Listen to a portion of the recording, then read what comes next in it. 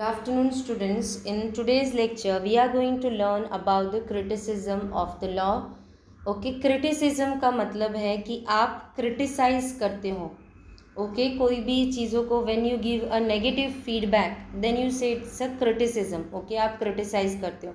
तो अब इसमें क्या क्रिटिसाइज़ किया है देखो, बहुत सारे जो इकोनॉमिस्ट होते हैं वो अपने अलग अलग कंसेप्ट प्रेजेंट करते हैं. ओके, जैसे कि जो हमारे एडम स्मिथ है, उन्होंने बहुत सारे कंसेप्ट हमको दिए जिसकी प्रैक्टिकल एप्लीकेबिलिटी बहुत ज़्यादा है.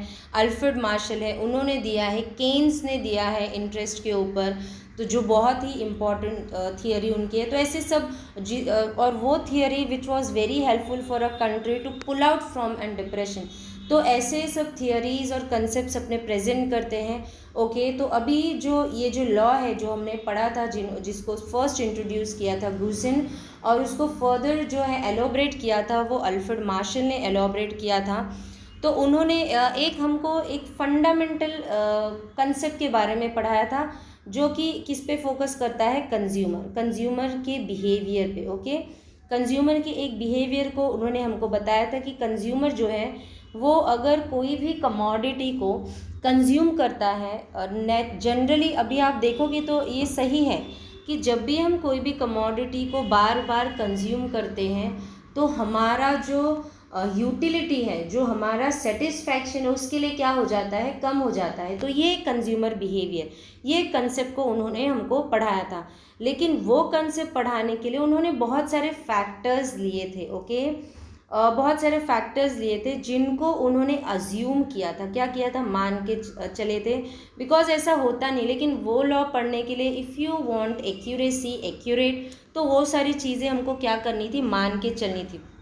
ऐसा होता नहीं है. जब मैंने आपको अजम्पशन पढ़ाया था तभी मैंने बोला था कि ऐसा होता नहीं, हम मान के चलते हैं. ओके, तो वही जो हम मान के चलते हैं उसी को क्या करते हैं फिर क्रिटिसाइज़ किया गया. मतलब अलग अलग इकोनॉमिस्ट है, they will criticise it on different ground कि नो, ये ऐसा नहीं होता है कि कोई भी इंसान कंटिन्यूस एक ही घंटे पे एक ही जगह पे बैठ के एक ही चीज़ एक ही तरह, क्योंकि देखो हमारे टेस्ट बदलते, हमारे फैशन, इंटरेस्ट, लाइक डिसलाइक बदलता है. हम कंटिन्यूस नहीं बैठ सकते. Okay, we are an social animal, we are never constant, nobody can study us, nobody can measure us. तो ये सारी चीज़ें लेकिन उन्होंने मान के चली थी. क्यों?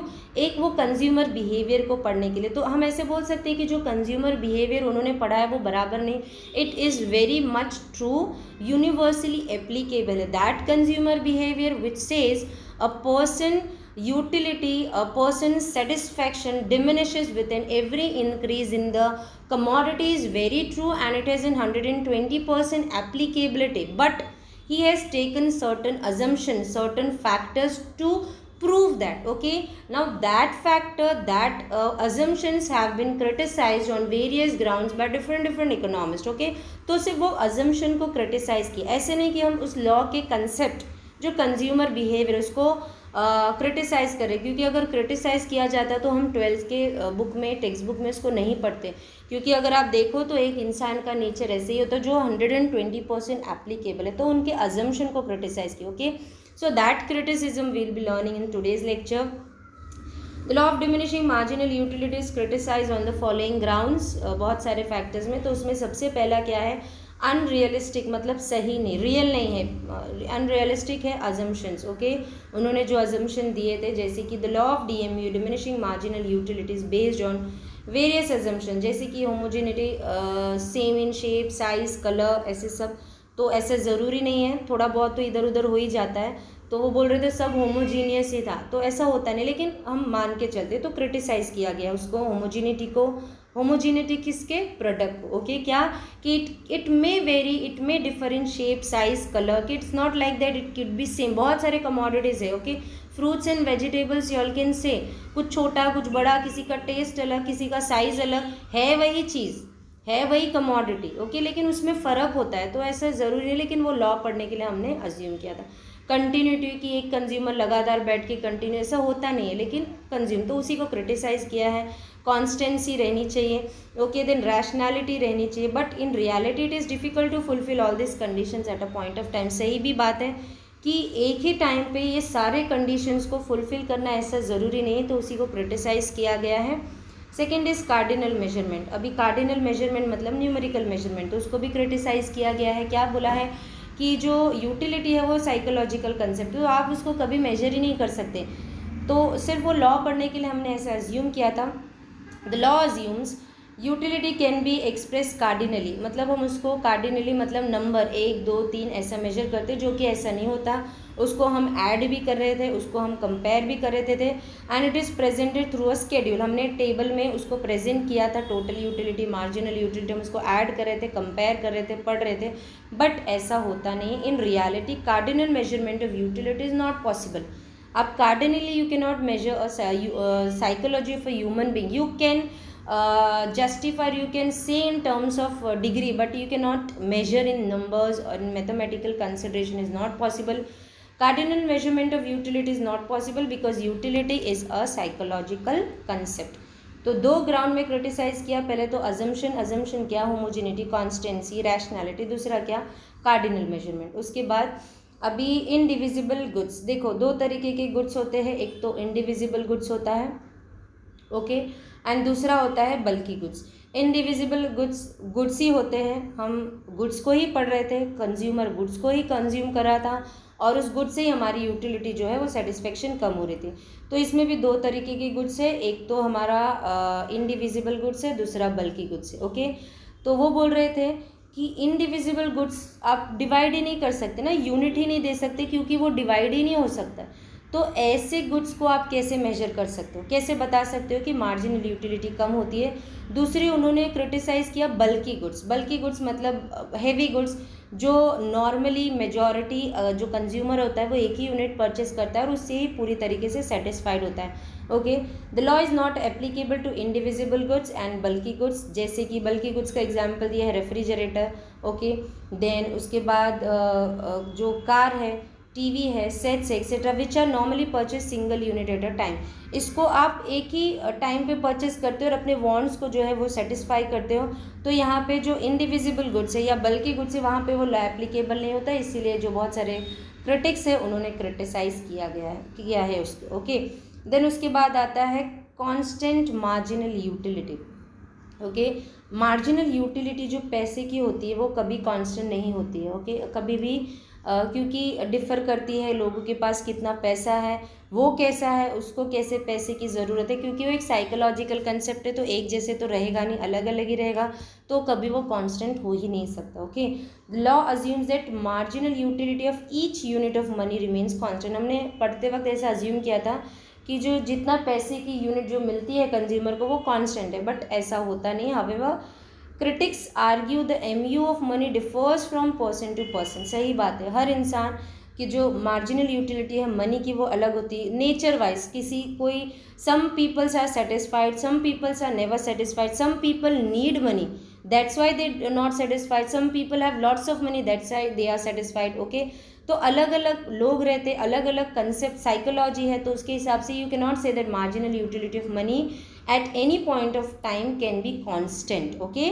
So law assume that MU of each unit of money remains constant. However, critics argue MU of money differs from person to person. How it is influenced by changes in prices, okay. जो prices जो change होते हैं, अगर price बढ़ता है तो definitely marginal utility of money will increase, he needs some more money, okay.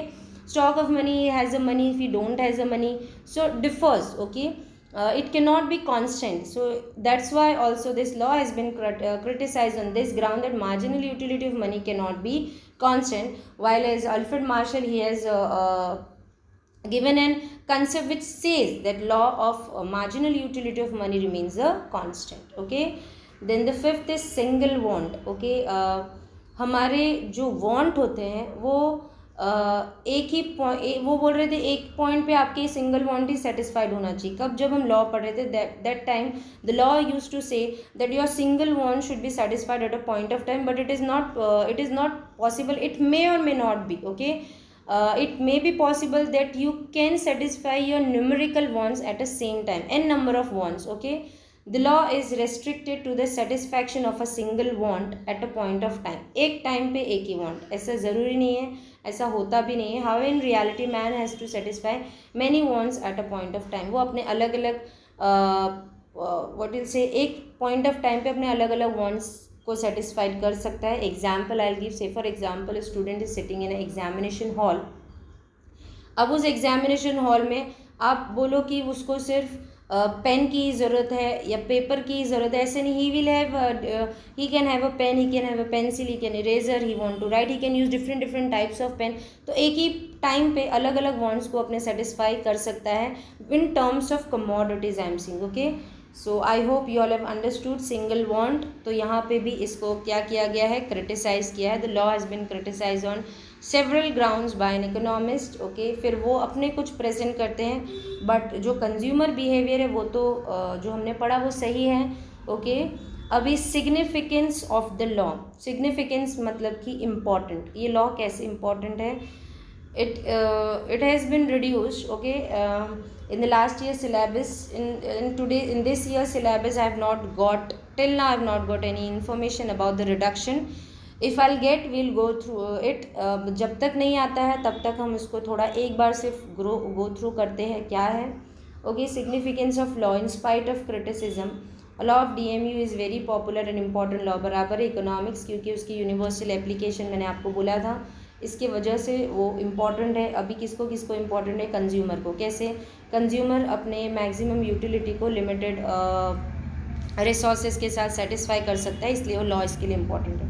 The law create awareness among the consumer to obtain, मतलब उसको पता चल जाएगा मार्जिनल यूटिलिटी की मदद से कि मुझे कितने मैक्सिमम, आगे हम इसको एक पढ़ेंगे कैसे वो अपने यूनिट से मैक्सिमम सेटिस्फैक्शन अचीव करता है। Okay, to obtain maximum utility from a limited resources. okay, it is necessary to diversify the consumption. आप consumption को diversify करके आपके maximum utility ले सको with the limited resources, इस वजह से वो consumer को helpful है। दूसरा है government को, the law of is useful to the government in framing various policy. government को helpful है government की policies बनाने के लिए, जैसे कि प्रोग्रेसिव टैक्स पॉलिसी। गवर्नमेंट जो टैक्सेशन पॉलिसी है वो अलग अलग है, प्रोग्रेसिव है, रिग्रेसिव है। हम जो है वो प्रोग्रेसिव फॉलो करते हैं। प्रोग्रेसिव मतलब जितना ज़्यादा आप अर्न करोगे, जितने प्रपोर्शन में आपका इनकम बढ़ेगा उतने प्रपोर्शन में आपको टैक्स देना, उसको बोलते हैं प्रोग्रेसिव टैक्स पॉलिसी। ओके, तो गवर्नमेंट को MU की मदद से he can take a decision how much tax he should collect from a consumer. Trade policy, whenever the countries trading from other country, then there are certain policies, उसको भी frame कर सकते हैं, pricing policy को भी frame कर सकते हैं। Okay, with the help of DMU। This you have learned on 11th standard also. Basis of paradox, paradox का मतलब अपोजिट ऑफ वैल्यू। ऐसा होता है जो ज़रूरी है ओके उसका दाम या तो ना है या तो थोड़ा सा है, बहुत कम, और जो ज़रूरी नहीं है उसका दाम बहुत ज़्यादा। ज़रूरी नहीं इन द सेंस आपको जीने के लिए, the commodities which are very important for the survival of a human being has a zero value or less value, whereas the commodity which is not that important for the survival of a human being has a approximate value, बहुत ज़्यादा value है, उसी को बोलते हैं paradox value। Okay, the law of DMU उल्टा, paradox मतलब उल्टा, ज़रूरी है लेकिन कीमती नहीं है, ज़रूरी नहीं है लेकिन कीमती है, उस तरीके से। The law of DMU helps us to understand the paradox of value. It includes goods that have more value in use, जीने के लिए बहुत ज़रूरी है, and ज़ीरो और मतलब उसका जो वैल्यू है ज़ीरो और लेस वैल्यू इन एक्सचेंज, मतलब उसका जो एक्सचेंज है, बाइंग एंड सेलिंग जो है वो या तो ज़ीरो है या तो लेस है। ओके, जैसे कि एयर हो गया, फ्री में मिल रहा है, वाटर थोड़ा पे करना है, सनशाइन फ्री में मिल रहा है। ओके, पॉपुलेशन बढ़ने की वजह से we have to pay for water also, otherwise water was also available for free of cost. Okay, as well as goods that have more value in exchange has less value in use. अभी ये इसका value in exchange, buying and selling बहुत महंगा है, लेकिन ये हमारे जीने के लिए बहुत ही ज़रूरी नहीं है, सब हर किसी के पास नहीं होता, बट तो भी लोग जीते हैं। ओके, जैसे कि गोल्ड हो गया, डायमंड हो गया, luxury things. Okay, I hope you all have understood paradox of value. I have taught you all in 11th standard also. Basis of law of demand. इसके बाद जो हम पढ़ेंगे वो डिमांड के बारे में पढ़ेंगे। ये बहुत ही इम्पॉर्टेंट जो है चैप्टर है 12th के इकोनॉमिक्स का। जब से हम पढ़ रहे तब से अभी तक वो है, क्योंकि उसका भी प्रैक्टिकल एप्लीकेबिलिटी बहुत ही ज़्यादा है। ओके ये जो आगे के जो चैप्टर्स है स्टार्टिंग के जो 5 to 6 chapters very important chapters. Okay so basis of demand.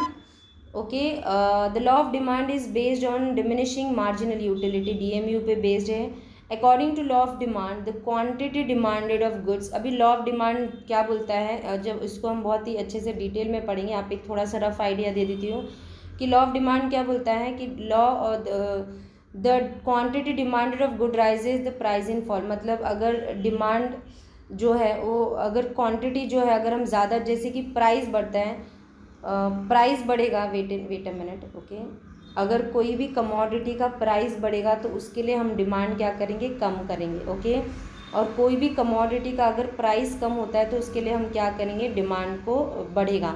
तो ऐसा inverse relationship between price and quantity demanded. So law of DMU, according to the law of demand, the quantity demanded of good rises with the fall in price. मतलब अगर price कम होता है तो demand बढ़ता है, fall with a increase in prices, और price बढ़ता है तो डिमांड कम होता है. Okay when a consumer purchase more and more units of goods its marginal utility steadily declines. जब वो ज़्यादा गुड्स परचेज करता है, मतलब प्राइस कम हुआ तभी उसने गुड्स परचेज किया, तो जब वो ज़्यादा परचेज करेगा तो कहीं ना कहीं उसकी मार्जिनल यूटिलिटी क्या हो जाएगी, डिक्लाइन हो जाएगी. Hence he should buy additional units of commodity only at a lower price. तो जब एडिशनल कमोडिटी कब परचेज करेगा, जब दाम कम रहेगा तभी परचेज करेगा, अदरवाइज वो परचेज नहीं करेगा, क्योंकि जब भी हम एडिशनल परचेज करते तो हमारी मार्जिनल यूटिलिटी उसके लिए क्या हो जाती है, कम हो जाती है. Okay so I hope you all have understood. In the next lecture will be learning about the relationship between marginal utility and price. ये न्यू आया है, पहले नहीं था. इसके जगह पे इक्विलिब्रियम लॉ था, उसी के जैसे ही ऑलमोस्ट, लेकिन थोड़ा सा चेंजेस किया है. ओके इसको हम अच्छे से एलॉबरेट करेंगे. फिर उसके बाद I think so will be completing with chapter 2 and will be starting with the chapter 3. So thank you for today's lecture. If you all have any doubt, you all can ask me. See if you all have many students are sending their doubts. तो जो भी आपके doubts in the next lecture, I'll be taking the doubts also, so that we can understand the concept properly and then only move forward. Okay, so thank you for today's lecture.